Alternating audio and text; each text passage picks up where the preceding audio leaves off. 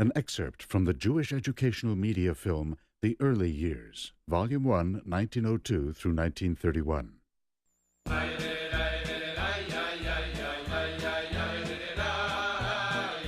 2 months after their wedding, the couple traveled to Germany, where the Rebbe studied at the Humboldt University of Berlin.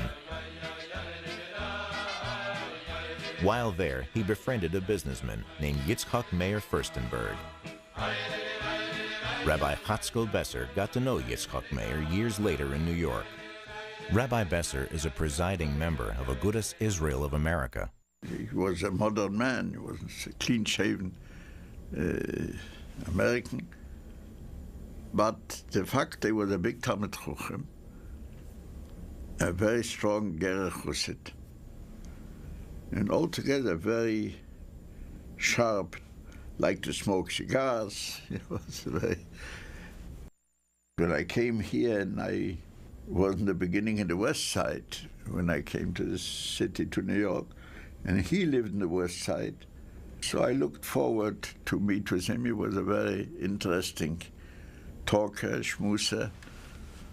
And while we talked about something, he mentioned that he knew the Lubavitcher Rebbe, and he told me he knew him from Berlin.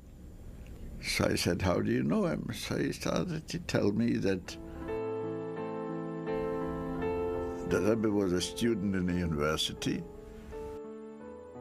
and he was very impressed by the Rebbe. And he said, with every respect, I don't have to tell who the Lubavitcher Rebbe was. He was very, very impressed. For me, it meant a lot because he generally was a critic. I very rarely heard from a Chemeya praise about someone, rather the negative side. And here, it was full of praise.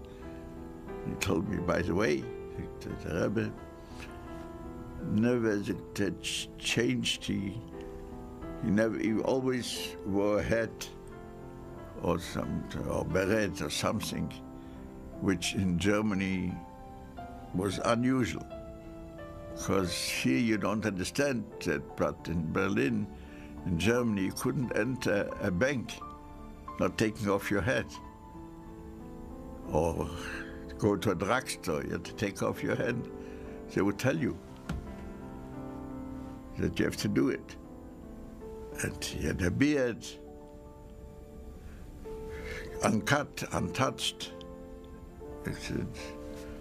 But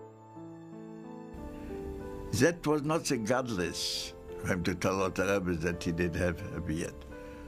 He saw more in the Rebbe than these trivialities.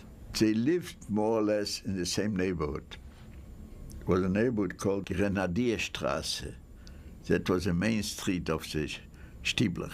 So in Grenadierstraße were probably 15 Stiebler. And I know where the Rebbe davened. The Rebbe davened, they told me, in Domberwer Stiebel, which was not right there, but also not very far.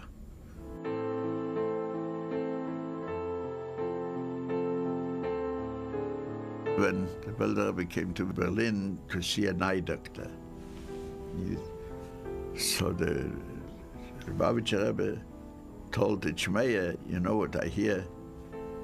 The Belzer Rebbe is here, I would like to see him. And yeah, so they went, they knew where he was staying. They went, the two of them went up, and the Rebbe was standing with closed eyes because he couldn't, he had a problem with his vision. And people were in line giving shulim one after another, and he had on his hand a towel, and that's how he gave shulim, with it through the towel. One of the Chemeya gave shulim, then the Rebbe gave shulim, and the Rebbe gave him shulim. He looked up, maybe opened his eyes, and he took off the towel, and he gave him shulim with the hand. Everybody there was astonished, made an exception here. So they started to ask the Chemeya, who is this? Who is he? So he said he's the Edim of the Lubavitcher.